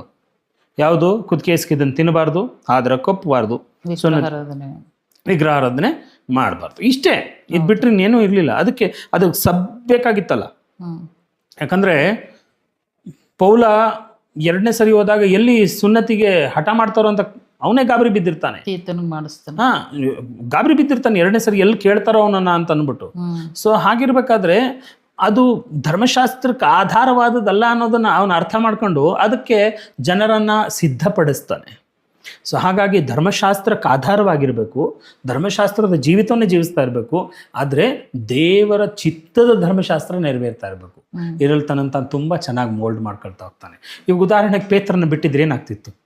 ಸುನ್ನತಿಗೆ ಕರೆದಿರೋನು ಖಂಡಿತವಾಗ್ಲೂ ಕೊರ್ನೆಲ್ಯನ ಮನೆಗೆ ಕೊರ್ನೆಲ್ಯನ ಮನೆಯನ್ನ ಸುನ್ನತಿಗೆ ಕರೆದಿರಬಹುದು ಅವನು. ಅಥವಾ ಅಲ್ಲಿ ಯಾಕಂತಂದರೆ ನಾವು ನೋಡ್ತೇವೆ, ಅಲ್ಲಿ ಜನಗಳ ಮಧ್ಯದಲ್ಲಿ ನಿಂತು ಮಾತಾಡುವುದಕ್ಕೂ ಮತ್ತು ಕೊರ್ನೆಲ್ಯನ ಮನೆಗೆ ಹೋಗಿ ಬಂದಿದ್ದಕ್ಕೆ ಒಂದು ಗ್ಯಾಪ್ ಇದೆ. ಅವತ್ತು ಹೇಳ್ತಾನೆ, ನಾನು ಕೊರ್ನೆಲ್ಯನ ಮನೇಲಿ ಅವತ್ತು ಕಂಡೆ ಅದನ್ನು ಅಂತಾನೆ. ಅಂದರೆ ಅದರ ನಂತರ ಇಲ್ಲಪ್ಪ ಇವತ್ತಿಂದ ಅನ್ಯ ಜನರನ್ನು ಸೇರಿಸ್ಕೋಬೇಕಂತ ಅವನು ಎಲ್ಲೂ ಶಾಸನ ಹೇಳಲೇ ಇಲ್ಲ. Because he was A leader, ಅವನು ನಾಯಕನಾಗಿದ್ದ. ಸೊ ಅವನು ಹಾಗೆ ಇದು ಮಾಡುವಾಗ, ಹೊರಡಿಸಲ್ಪಡುವಾಗಲೂ ಅಷ್ಟೇ, ಹೊರಡಿಸಲ್ಪಡೋದಕ್ಕಿಂತ ಮುಂಚೆ ಅವರು ಯಹೂದ್ಯರ ಮಧ್ಯದಲ್ಲೇ ಬಳಕೆ ಆಗ್ತದ್ದನ್ನು ನಾವು ಮತ್ತೆ ಗಮನಿಸ್ತೇವೆ. ಸೊ ಹಾಗಾಗಿ ಪೌಲ ಅವತ್ತಿನ ಅದರ ಅವಶ್ಯಕತೆ ಇತ್ತು. ಅಂದರೆ ಇದರ ನಡುವೆ ಮೋಶೆ ಮತ್ತು ಪೌಲನ ಜೀವಿತದಲ್ಲಿ ನಾವು ನೋಡೋದಾದರೆ, ನಮ್ಮ ಬಲ ನಮ್ಮ ಜ್ಞಾನ ಏನೂ ಅಲ್ಲ ದೇವ್ರ ಮುಂದೆ. ಹೆಚ್ಚು ಕಡಿಮೆ ನಮ್ಮ ಬಲ ನಮ್ಮ ಜ್ಞಾನ ಏನೂ ಅಲ್ಲ. ಆದರೆ ನಮ್ಮ ಬಲ ನಮ್ಮ ಜ್ಞಾನನೂ ದೇವರಿಂದ ಉಪಯೋಗಿಸಲ್ಪಡಬೇಕಾದಂಥ ಮತ್ತು ಉಪಯೋಗಿಸಲ್ಪಡಬಹುದಾದಂಥ ಒಂದು, ಅಂದರೆ ಪರಿಪೂರ್ಣವಾಗಿ ಆತನ್ನೇ ಆತ್ಕೊಳ್ಳುವಾಗ ಸ್ವಬುದ್ಧಿಯನ್ನು ಆಧಾರ ಮಾಡಿಕೊಳ್ಳದೆ ಪೂರ್ಣ ಹೃದಯದಿಂದ ಯೆಹೋವನಲ್ಲಿ ಭರವಸೆ ಬಿಡು. ಆ ಮಾತು ಅವ್ರ ಮಧ್ಯದಲ್ಲಿ ನೆರವೇರೋದನ್ನು ನಾನು ನೋಡ್ತೇವೆ. ಈಗ ಇದರ ನಡುವೆ ಪೌಲನ ಜೀವಿತದಲ್ಲಿ ಈಗ ಆತನಿಗೆ ಕಣ್ಣುಗಳು ಹೋಗ್ತವೆ, ಅಂದರೆ ದೃಷ್ಟಿ ಹೋಗುತ್ತೆ ಕರ್ತನ ದರ್ಶನ ಉಂಟಾದಾಗ. ಈಗ ಹನನೀಯ ಬಂದು ದೀಕ್ಷಾ ಸ್ನಾನ ಕೊಡ್ತಾನೆ. ಕೊಟ್ಟಾದ್ಮೇಲೆ ಆತನು 3 ದಿನ ಕಳೆದ ನಂತರ ಅಲ್ಲಿ ಸಭೆಗಳಿಗೆ ಹೋಗಿ ಅಲ್ಲಿಂದನೇ ಆತನ ಪ್ರಸಂಗಿಸುವುದಕ್ಕೆಲ್ಲ ಪ್ರಾರಂಭಿಸ್ತಾನೆ. ಈಗ ಪ್ರಸಂಗಿಸುವುದಕ್ಕೆ ಪ್ರಾರಂಭಿಸೋಂಥ ಸಮಯದಲ್ಲಿ ಆತನನ್ನು ಯೆರೂಸಲೇಮಿಗೆ ಮತ್ತು ಶಿಷ್ಯರ ಬಳಿಗೆ, ಅಪೊಸ್ತಲರ ಬಳಿಗೆ ಆತನು ಹೋಗ್ಬೇಕಂದ್ರೆ ಸಭೆಗಳಿಗೆಲ್ಲ ಆತನ ಕಂಡ್ರೆ ಭಯ. ಈ ಸಮಯದಲ್ಲಿ ಆತನ ಜೀವಿತದಲ್ಲಿ ಎಂಟ್ರಿ ಕೊಡೋದೇ ಬಾರ್ನಬ. ಅದು ಹೇಗೆ? ಅದು ಎಷ್ಟು ಶ್ರೇಷ್ಠ? ಪೌಲನಿಗೆ ಆ ಟೈಮಲ್ಲಿ ಎಷ್ಟು ಅವಶ್ಯಕತೆ? ಪೌಲನ ಅವಶ್ಯಕತೆ ಅಂತ ಹೇಳೋದಕ್ಕಿಂತ ಇದು ಹೆಚ್ಚಾಗಿ ಕರೆಯಲ್ಪಟ್ಟಂಥ 12ನೇ ಅಪೊಸ್ತಲ ಬಾರ್ನಬ, ಯೋಸೇಫ್ ಅನ್ಸ್ಕೊಳ್ಳುವಂಥ ಬಾರ್ನಬನ ಅನ್ಸ್ಕೊಳ್ಳುವಂಥ ಯೋಸೇಫ. ಸೊ 12ನೇ ಅಪೊಸ್ತಲ ಅವನು ಬದಲಾಗಿ ಅವನೇ ಬಂದಿದ್ದು, ಅವನು ಬದಲಾಗಿ ಬರಬೇಕಾಗಿದ್ದು. ಯಾಕೆ ಇಸ್ಕರಿಯೋತು ಯೂದನ ಬದಲಾಗಿ ಹೌದು. ಆದರೆ ಅವನನ್ನು ಅಂದರೆ ಅಲ್ಲಿಗೆ ಆ ಲೆವೆಲ್ಗಿದ್ದವನು ಅಂತ ಹೇಳಕ್ ಬರ್ತಾ ಇದ್ದೀನಿ. ಆ ಲೆವೆಲ್ಗಿದ್ದವನು ಕರೆಯಲ್ಪಡ್ಬೇಕಾದಂಥ 12ನೇ ಅಪೊಸ್ತಲ. ಹಂಗಿರ್ಬೇಕಾದ್ರೆ ಅವನ ಕೆಲಸ ಏನು ನೆಕ್ಸ್ಟ್? ಅಪೊಸ್ತಲನ ಪದದ ಅರ್ಥನೇ ಕಳಿಸಲ್ಪಟ್ಟವನು. ಕಳಿಸಲ್ಪಟ್ಟವ್ರು ಎಷ್ಟು ಜನ ರೆಡಿ ಮಾಡಬೇಕಾಗಿತ್ತು? ಒಬ್ಬೊಬ್ರು ಇಬ್ಬರನ್ನ ರೆಡಿ ಮಾಡಬೇಕಾಗಿತ್ತು. ನಾವು ನೋಡ್ತೇವೆ ಬಾರ್ನಬನ ಜೀವಿತದಲ್ಲಿ ಮಾರ್ಕ ಮತ್ತೆ ಪೌಲ. ಹಿಂಜಾರಿ ಹೋದಂಥ ಆತ್ಮಗಳನ್ನ ಕರೆಯೋದಕ್ಕೆ ಇಬ್ಬರು, ಹ್ಮ್ ಅದು ಇಬ್ಬರು ಬಹಳ ಒಳ್ಳೆ ಸರ್ವಶ್ರೇಷ್ಠ ಸೇವಕರು. ಯಾಕಂತಂದರೆ ಇಡೀ 4 ಸ್ವಾರ್ಥ ಪುಸ್ತಕಗಳಿಗೆ ಆಧಾರ ಮಾರ್ಕಂಡ್ ಬರ್ಸ್ ಸ್ವಾರ್ಥ. ಹೌದು. ಸೊ ಹಾಗಾಗಿ ಅಂಥದ್ದೊಂದು ಸೇವೆಗೆ ಬಾರ್ನಬ ಕರೆಯಲ್ಪಟ್ಟವನು. ಓಕೆ, ಈಗ ಬಾರ್ನಬ ಅಂದ್ರೆ ಧೈರ್ಯದಾಯಕ ಅಲ್ಲ. ಈಗ ಪೌಲನ್ನ ನೋಡಿದ್ರೆ ಎಲ್ಲರೂ ಭಯ ಪಡ್ತಾ ಇದ್ದಾರೆ, ಸೇರ್ಸ್ಕೊಳಕ್ಕೆ ಹಿಂದೆ ಮುಂದೆ ನೋಡ್ತಾ ಇದ್ದಾರೆ. ಯಾಕೆಂದ್ರೆ ಆತನ ಕ್ರೈಸ್ತ ಸಭೆ ಹಿಂಸಕ ಅಂತ. ಅದೆಲ್ಲ ಗೊತ್ತಿದ್ದಾಗಿ ಸಹಿತವಾಗಿ ಆತನು ಬಾರ್ನಬ ಹೋಗಿ ಪೌಲನ ಕೈ ಹಿಡಿದು ಆ ಅಪೊಸ್ತಲರ ಬಳಿಗೆ ಕರ್ಕೊಂಡು ಹೋಗೋಂಥದ್ದು ಇದೆಯಲ್ಲ, ಅದು ಉತ್ತಮವಾದದ್ದು ಅಲ್ವಾ? ಹೌದು, ಬಹಳ ಮುಖ್ಯವಾದದ್ದು. ಹ್ಮ್ ಅದೇ ಹೇಳಿದ್ನಲ್ಲ, ಕಳುಹಿಸಲ್ಪಡುವವರ ಲಕ್ಷಣ ಅದು. ಹ್ಮ್ ತನಗೆ ನೇಮಕವಾದ 2 ಆತ್ಮಗಳನ್ನ ಏನ್ ಮಾಡ್ತಿದ್ದಾನೆ, ಹ್ಮ್ ಅವನು ಆದಾಯ ಮಾಡ್ತಿದ್ದಾನೆ. ಹ್ಮ್ ಅದು ಎಂಥ ಆತ್ಮಗಳನ್ನ ಆದಾಯ ಮಾಡ್ತಿದ್ದಾನೆ, ಹೌದು. ಜನಾಂಗಗಳನ್ನ ತಿರುಗಿಸುವಂತ ಆತ್ಮಗಳನ್ನ ಆದಾಯ ಮಾಡ್ತಾ ಇದ್ದಾನೆ. ಹಾಗಾಗಿನೇ ನಾನು ಬಾರ್ನಬನನ್ನು ಕೂಡ ಅದೇ 12 ಜನರ ಅಪೊಸ್ತಲರ ಸಾಲಿಗೆ ನಾನು ನಿಲ್ಲಿಸ್ತೇನೆ. ಓಕೆ, ಈಗ ಸಭೆಗಳನ್ನ ಹಿಂಸೆ ಪಡಿಸ್ತಾ ಇದ್ದಂಥ ಸೌಲ ಈಗ ಆತನ ಪೌಲನಾಗಿ ಬದಲಾಗಿದ್ದಾನೆ. ಈಗ ದೇವರ ಆತನ ಸಂಗಡ ಅನೇಕ ವಿಷಯಗಳನ್ನು, ಯಾಕೆಂದರೆ ನಾವು ಸುವಾರ್ತೆಗಳಲ್ಲಿ ನೋಡೋಂಥ ವಿಷಯಗಳೇ ಬೇರೆ, ಪತ್ರಿಕೆಗಳಲ್ಲಿ ನೋಡೋಂಥ ವಿಷಯಗಳೇ ಬೇರೆ. ಪವಿತ್ರಾತ್ಮನ ಮುಖಾಂತರವಾಗಿ ಆತನ ಒಂದೊಂದು ಸಭೆಗಳಿಗೆ ಬರೆಯುವಂಥದ್ದು, ಅದು ನಾವು ಎಷ್ಟು ಓದಿದ್ರೂ ನಾವು ಗ್ರಹಿಕೆ ಮಾಡ್ಕೊಳ್ಳೋಕ್ಕೆ ಅಸಾಧ್ಯ. ಅಂಥ ಕಠಿಣವಾದಂಥ, ಅಂದರೆ ಕಠಿಣ ಅನ್ನೋದಕ್ಕಿಂತ ತುಂಬ ಗೂಢಾರ್ಥವಾದಂಥ ಸಂಗತಿಗಳನ್ನು ದೇವರ ಆತನ ಮುಖಾಂತರವಾಗಿ ನಮಗೆ ಪ್ರಕಟಪಡಿಸಿದ್ದಾರೆ. ಇಂಥ ಪೌಲ ಕರ್ತನಿಗೋಸ್ಕರ ಹಿಂಸೆಗಳನ್ನು ಅನುಭವಿಸುವಾಗಲೂ ಆತನು ಅದನ್ನು ಶ್ರೇಷ್ಠ ಅಂತ ನೆನೆಸ್ತಾನೆ. ಶ್ರೇಷ್ಠ ಹೋರಾಟ ಮಾಡಿದ್ದೇನೆ ಅಂತ ಹೇಳಿ, ಇದ್ರ ಬಗ್ಗೆ ಖಂಡಿತವಾಗ್ಲೂ ಅವ್ನು ಶ್ರೇಷ್ಠ, ಅದ್ರ ಡಿಬೇಟೇ ಇಲ್ಲ. ಯಾಕಂತಂದರೆ ಅವ್ನು ಏನನ್ನು ನಂಬುದ್ನೋ, ಯಾವುದಾದ್ರೂ ಒಬ್ಬ ಮನುಷ್ಯ ಏನನ್ನು ನಂಬ್ತಾನೋ ಅದ್ರ ಪ್ರಕಾರ ಹೆಂಗೆ ನಡ್ಕೊಳ್ಬೇಕು ಅನ್ನೋದನ್ನ ನಾವು ಪೌಲನ್ನ ನೋಡಿ ಕಲಿಬೇಕು. ಸೊ ಅವನು ಏನನ್ನ ನಂಬಿದ್ನೋ ಅದನ್ನೇ ಬಿಟ್ಟು ಹೊರಗಡೆ ಏನು ಬರಲಿಲ್ಲ. ಅವನು ಏನನ್ನ ನಂಬಿದ್ನೋ ಅದನ್ನ ಸರಿಯಾದ ರೀತಿಯಲ್ಲಿ ಮುನ್ನಡೆಸೋದಕ್ಕೋಸ್ಕರ ಮುನ್ನುಡಿ ಬರೀತಾನೆ ಅವನು. ಅದು ಹೆಂಗೆ ಅಂದರೆ he is not like a converted. ಅವನು ಏನೋ ಆಗಿದ್ದ ಮುಂಚೆ, ಅದಾದ್ಮೇಲೆ ಏನೋ ಆದ ಇಲ್ಲ. ಅವನು ಏನು ಆಗಿದ್ನೋ, ಅವನು ಏನಕ್ಕೆ ಕಲ್ತಿದ್ನೋ, ಅವನು ಏನನ್ನು ಮಾಡ್ಬೇಕಂತ ಬಯಸ್ತಿದ್ನೋ ಅದನ್ನು ಸರಿಯಾದ ರೀತಿಯಲ್ಲಿ ಮಾಡೋದನ್ನು ಕಲ್ತ ಅವನು. ಅಂದರೆ ಅವನು ಕೆಟ್ಟವನಾಗಿದ್ದ ಒಳ್ಳೆಯವನಾಗ್ಬಿಟ್ಟ, ಆ ಥರ ಅದನ್ನು ವ್ಯಾಖ್ಯಾನಿಸೋದು ತಪ್ಪಾಗತ್ತೆ. ಅವನು ಒಳ್ಳೆಯ ಹಾದಿಯಲ್ಲಿ ನಡೆಯೋದಕ್ಕೆ ಕೆಟ್ಟತನವನ್ನು ಉಪಯೋಗಿಸ್ತಿದ್ದ, ಆದರೆ ಅದು ಸರಿಯಾದಲ್ಲ ಅಂತೇಳಿ ಕೆಟ್ಟತನವನ್ನು ಬಿಟ್ಟು ಒಳ್ಳೆಯತನವನ್ನು ಒಳ್ಳೆಯ ಹಾದಿಯಲ್ಲಿ ನಡೆಯೋದಕ್ಕೆ ಉಪಯೋಗಿಸ್ತಿದ್ದಾನೆ. ಸೊ ಅವನು ಕೆಟ್ಟವನಿಂದ ಒಳ್ಳೆಯವನಾಗಿದ್ದಲ್ಲ, ತಾನು ನಂಬಿದ್ದಕ್ಕೆ ಹುಟ್ಟದಾಗಿಂದ ಅವನು ತನ್ನ ಕೊನೆಯ ಓಟದವರೆಗೂ ಅವನು ನಡೆಸಿದ ಒಂದೇ, ಅದು ದೇವರು. ಅವನು ಹಿಂಜಾರೋಗಿ 2 ದಿವಸ ಅವನು ಕೆಲಸ ಮಾಡ್ಕೊಂಡು 3 ದಿವಸ ಪೇತ್ರ ಬರ್ದ ಹಾಗೆ ನಾನು ಮೀನು ಹಿಡಿಯೋಕೆ ಹೋಗ್ತೀನಿ ವಾಪಸ್ಸು, ಇಲ್ಲ ಇಲ್ಲ ಇಲ್ಲ, ಆ ಥರ ಹೋದವನು ಅಲ್ವೇ ಅಲ್ಲ. ಸೊ ಅವನು ಏನನ್ನು ನಂಬಿದ್ನೋ ಅದನ್ನು ಸರಿಯಾಗಿ ನಡೆಸೋದಕ್ಕೆ, ಹೌದಾ ಇದಾ ನಿಜ, ಓಕೆ ಓಕೆ ಇದಾ ನಿಜ, ಇದು ಸರಿಯಾಗಿರೋದಾ, ಓಕೆ ಓಕೆ ಇದಕ್ಕೆ ಇದಾ ಹೊರ್ತ, ಓಕೆ ಓಕೆ ಇನ್ನು ಮುಂದೆ ಹೀಗೆ ಮಾಡೋಣ ಅಂತಂತ ಹೋದವನು ಅವನು. ಸೊ ಅದಕ್ಕೆ ಅವನು ಸರ್ವಶ್ರೇಷ್ಠ ಹೋರಾಟಗಾರನೇ. ಯಾಕಂತಂದರೆ he is like a warrior. ಅವನು ಏನನ್ನು ನಂಬಿದ್ನೋ ಅದನ್ನು ಅದಕ್ಕೆ ಗಟ್ಟಿಯಾಗಿ ನಿಂತವನು ಅವನೊಬ್ಬ ನಿಜವಾದ ಸೈನಿಕ. ನನ್ನ ಪ್ರಕಾರ ಪೌಲ ನಿಜವಾದ ಹೋರಾಟಗಾರ. ತಾನು ಏನನ್ನು ನಂಬಿದ್ನೋ ಅದಕ್ಕೆ ತನ್ನ ಪ್ರಾಣ ಕೊಡೋಕೆ ರೆಡಿಯಾಗಿದ್ದ ಅವನು. ಅದೇ ಒಂದು ಊರಲ್ಲಿ ಆತನನ್ನು ಹೊಡೆದು ಸತ್ತು ಹೋದ ಅಂತ ಹೇಳಿ ಹಾಕೋದ್ರ ಸಹಿತವಾಗಿ ಆತನ ಮತ್ತೆ ಎದ್ದು ಅದೇ ಊರ ಒಳಗಡೆ ಹೋಗ್ತಾನೆ. ಇದು true, such a truly warrior. ಆತನ ಜೀವಿತದಿಂದ ಈಗ ಸೇವೆ ಮಾಡೋಂಥ ನಾವೆಲ್ಲರೂ ಲೋಕ ತುಂಬ ಅನೇಕ ಸೇವಕರುಗಳಿದ್ದಾರೆ. ನಾವು ಎಲ್ಲ ಕಲಿಬೇಕಾದಂಥ ಪಾಠ ಏನು? ಯಾವುದನ್ನು ನಂಬಿರ್ತೀರೋ ಅದಕ್ಕೆ ನಿಯತ್ತಾಗಿರಿ. ಪೌಲನಿಗೆ ಇನ್ನೊಂದು ಹೆಸರು ನನ್ನ ಪ್ರಕಾರ ನಿಯತ್ತು ಅಂತ. ಅವನು ಏನನ್ನು ನಂಬಿದ್ನು, ಅವ್ನು ಗಮಲಿಯನ ಹತ್ರ ಇರ್ಬೇಕಾದ್ರೂ ಅದೇ ದೇವ್ರನ್ನ ಗಟ್ಟಿಯಾಗಿ ಇಟ್ಕೊಂಡಿದ್ದ. ಆ ದೇವ್ರಿಗೋಸ್ಕರ ಪ್ರಾಣ ತೆಗಿಯೋಕ್ಕೂ ಸರಿ, ನಾನು ಪ್ರಾಣ ಕೊಡೋಕ್ಕೂ ಸರಿ. ಆಮೇಲೆ ಮುಂದೆ ಅವನಿಗೆ ಅರ್ಥ ಆಯ್ತು, ಪ್ರಾಣ ತೆಗಿಯಂಗಿಲ್ಲ, ಇಲ್ಲಿ ಪ್ರಾಣ ಕೊಡೋದೇ ನಿಜವಾದ ಜೀವನ ಅಂತ. ಆ ಪ್ರಾಣ ಕೊಡೋ ಜೀವನಕ್ಕೆ ನಡ್ಸ್ಕೊಂಡ. ಅಲ್ಲಿವರೆಗೂ ಅವನು ಪ್ರಾಣ ತೆಗಿಯಕ್ಕೆ ಹಿಂದೆ ಮುಂದೆ ನೋಡ್ತಾ ಇರಲಿಲ್ಲ, ಮುಂದೆ ಅವನು ಪ್ರಾಣ ಕೊಡಕ್ಕೂ ಹಿಂದೆ ಮುಂದೆ ನೋಡಲಿಲ್ಲ. ಅಂದ್ರೆ ನಂಬಿಕೆ ಜೊತೆಗೆ ವೈರಾಗ್ಯ, ಅದೇ ಆ ವೈರಾಗ್ಯ, ಸ್ವಾಮಿನಿಷ್ಠೆ, ಸ್ವಾಮಿನಿಷ್ಠೆ ಅಂತ ಹೇಳ್ಬೋದು. ಆ ವೈರಾಗ್ಯ ಜೀವಿತ ನಮ್ಮಲ್ಲೂ ಇರೋದಾದ್ರೆ ಹೌದು, ಖಂಡಿತವಾಗಿ ನಾವು ಸಹಿತವಾಗಿ ಒಳ್ಳೆ ಸೇವೆಗಳನ್ನ ಮಾಡ್ಬೋದು. ಹೌದು. ಹಾಗಾದ್ರೆ ಮುಂದಿನ ವಾರದಿಂದ ನಾವು ಪೌಲನು ಬರೆದಂತ ಪತ್ರಿಕೆಗಳ ವಿಶೇಷತೆಗಳನ್ನ ನಾವು ನೋಡೋಣ. ಖಂಡಿತವಾಗ್ಲೂ. ಓಕೆ.